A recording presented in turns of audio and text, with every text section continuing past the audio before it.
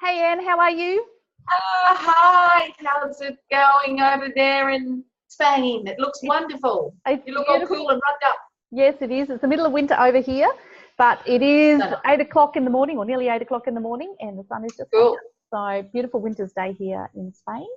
So Oh, it was some of your ladies from Rollback Yeah. the Odometer group had some questions for me. Yes, they do. The wonderful Belinda is heading off to India very soon, and she had a question. Yep.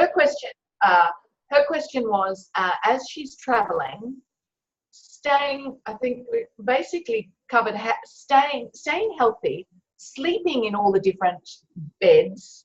How do you cope with sleeping, and what kind of process do you go through if you need to find a good chiropractor, massage therapist, or alternative therapist to kind of help you in case you're lacking sleep or finding the travel tricky? What have you put into place? Okay, cool. It's something really to consider. It's a really, really important thing to consider. And maybe we'll do something another time on the full depth of health and trying to keep healthy while you're traveling. Huge subject.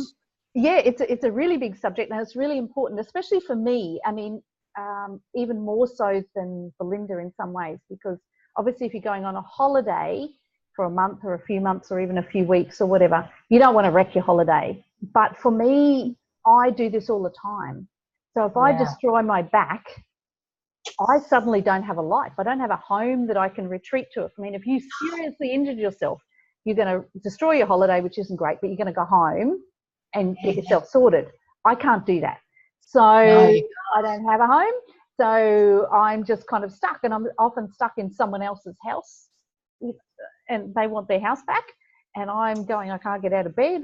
So it's critical for me. It's critical for me to keep myself healthy.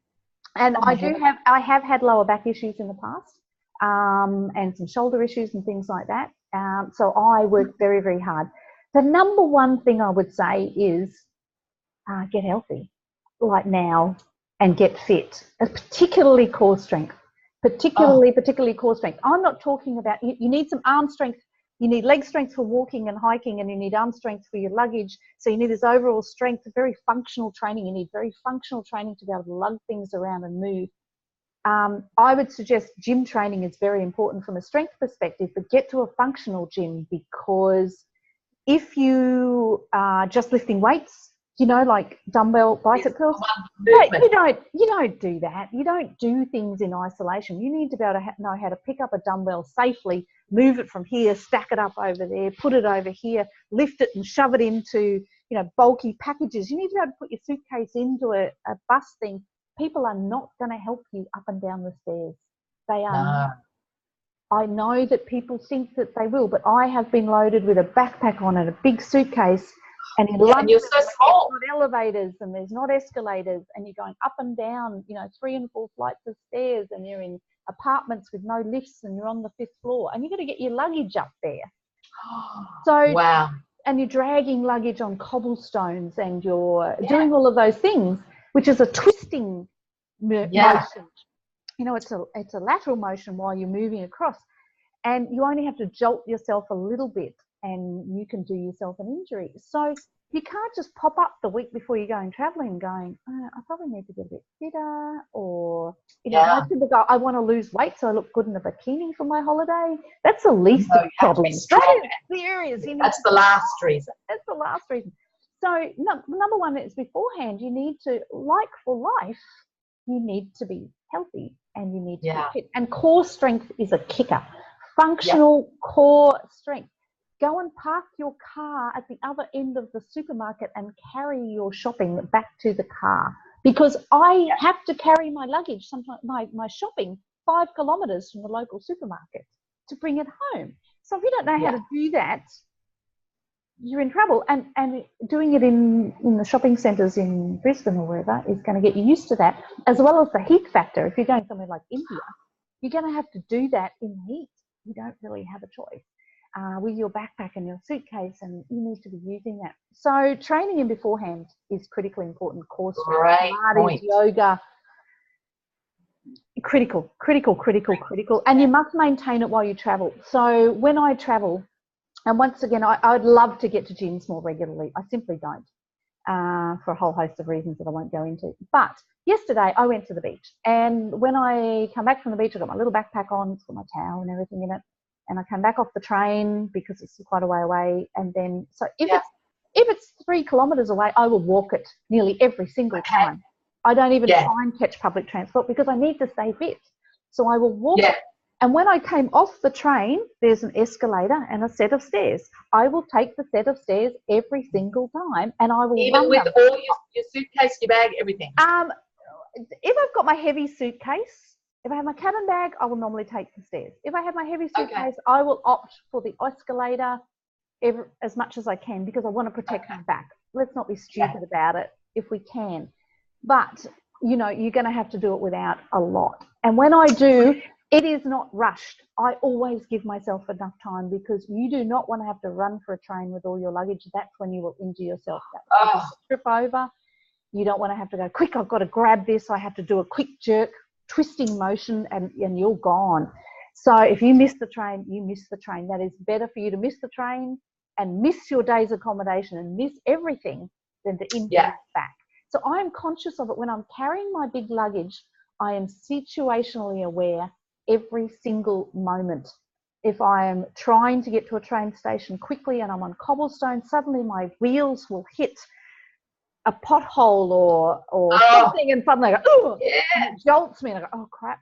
So you have to be watching, you know, don't be distracted all the time. You have to be watching the footpath all the time. You have be alert, and Belinda's heading off to India, so can you imagine the different uneven paths over there? Yeah, and it's similarly bad in Southern Europe. Like I've had to walk down the middle of the road and dodge the traffic because there is no footpath at all.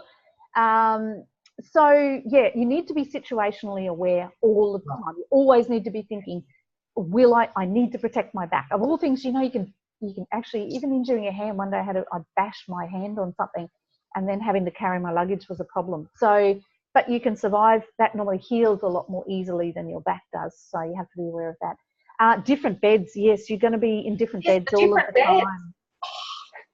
Yeah, and there's nothing you can do. So you know, if you haven't got that sorted in Australia, if that's a problem for you in Australia, once again, I would suggest that in Australia you go sleep in different beds. It's not. Yeah, and we go for training, sleep in different beds. And see, it's not only your back health, but it's also, can you actually fall asleep in different beds in different people's houses and different rooms? And you're lucky. You're going to have to lose. You're going to have to lose attachment to that stuff. Yeah. And you want to be doing that before you travel, than adding on everything to do with travel and suddenly realise you really struggle, and then your lack of sleep, and then you're overtired, and then you're going to injure yourself. Yes, and then you're overtired and you injure yourself. So you want to make sure you can do that before you leave Australia. You also want to make sure that you know how best for you to sleep. For me, my hips really get aggravated if I don't have a pillow between my knees. So if I walk into a hostel and I've got one pillow, I go, can I ask them for a second one? If I can't, I use one of my travel cubes out of my suitcase with a jumper in it as something to softness for the knees. Because I know that that's important to me. So making sure that you can deal with all sorts of different things. If it's summertime and the bed is really difficult, hard, I would probably ask them for a doona or a quilt and put it under me and sleep on top of it. Personally, I like hard beds, so that's not so much the issue for me. I, if anything, try and lose the softness because that irritates my back. So yes, it's making sure you're fit before you go and thinking that out. If you can't cope with that in Australia, you're going to have a problem over there. It's a little tough. You're going to have to deal with that in Australia. So, you know, being situationally aware as you're doing things all of the time. Always be thinking, it is not as, if you're going to miss your plane and end up 2 days late, it is better to do that than to risk your back, because that destroys your whole holiday. You're just going to have to allow yourself a bit more time, make sure it happens, and do that. And at the first niggle, you know, if my back niggles, I had a situation that I actually fell off a chin-up bar the other day, and I winded myself. I landed literally smack on my back on a concrete floor. Wow.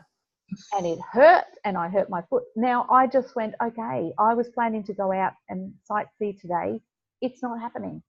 You know, even if I miss the opportunity in this town, I cannot afford for that to flare up. I must rest it. I must rest it. And that's a pain. And I did have to travel that night and drag all my luggage. And I did use every elevator and escalator that I could find everywhere. I allowed myself extra time to get there. All of those things, because I knew that, yes, my back was not irritated now, but it could flare up with the shock of that fall. So, yes, I need to be very careful. And when I got here, then I went, okay, I'm just going to have to rest up and make sure that recovers well. You just have to do it. And the other thing is that if you do get to a point where you're injured and you do need help locally, the only thing I can suggest is talk to the locals. So if you know someone in that town, you say, do you know a good massage therapist? Do you know a good chiropractor? Do you know something like that? At a pinch, you can ask if you're in a hotel, the concierge or something like that. But often they get paid off. They got paid off to give referrals. So you're better off in, you know, a B&B. Asking a local. Yeah, asking a local. If you get chatting with someone somewhere, ask them, do they know a good chiropractor, whatever, because in different countries there are different levels of professionalism. And particularly, I know this sounds a little bit biased, but in Europe and Southern Europe, there can be very poor quality healthcare, and the locals put up with that. But the expat community, the UK, American, Australian expat community won't. So they want quality care. It is going to cost you money, and it's going to cost you more. So if you don't want to take the risk, you're probably not going to walk up and ask a local anyway, because you probably don't speak their language. You have to find one that speaks your language. But if you see someone who lives locally who is an expat Caucasian culture that you know comes from a country of high healthcare standard, then ask them, look, hey, I'm just visiting. I can hear you speak English. Do you live locally, or are you a tourist? If they say, I live locally, you go, great. You wouldn't happen to know a great chiropractor, naturopath, would you? I've hurt my back, or whatever you need. And just simply ask strangers. And that's not a reflection on the locals per se. They are just used to dealing with whatever level of healthcare that they have. And sometimes that's better than ours, to be honest. I think often it's better than ours anyway, especially in the natural therapy way. In Southern Europe, natural therapies are huge, so you get better quality therapies here. I don't know what it's like in India, but you know, if you're wanting surgery, I probably would still find a surgeon that was referred to me by an expat person. You know, the last thing you want to do is face surgery in a foreign country, hey? And look, it's going to happen. Once again, on a holiday, on a holiday is one thing, but I'm traveling, and I had the situation, which I actually still haven't resolved, where I cracked a tooth. Well, my tooth crumpled. And so I went, I'm probably going to have to get this extracted. And you hear horror stories about dentists all the time, you know, and I'm not good with pain. So what did you end up doing? Well, I said to the pet sitting people that I was coming for, the night before I left, I cracked my tooth. So I sent them a message in advance and said, I'm coming, but I need a dentist, and probably one that can do an extraction. Can you have ready for me a couple? Who do you go to the dentist with? Who do you find good?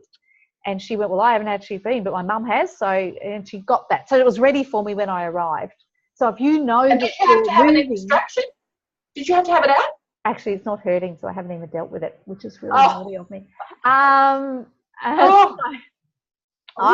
to face tooth out. My heavens. But I will have to deal with it at some point. But yes, if you're going somewhere, you know, have that ready in advance. If you know that there's a possibility, if you know that you're prone to back injury and you're just about to travel somewhere, contact your host where you're going next. Because if you're trying to deal with it where you are, you might only be there for 2 days. By the time you find someone, get an appointment and get in, you can't. You've got to go. You're going to have to plan it for the next town. So contact ahead, get that, contact them via email, get an appointment, and go into the next town to do that. So it really, really pays. Your major message is it really pays to get your health right up there, and your fitness and your internal strength. Yes. Have it critical on point. Critical. To cope with what the world can dish at you.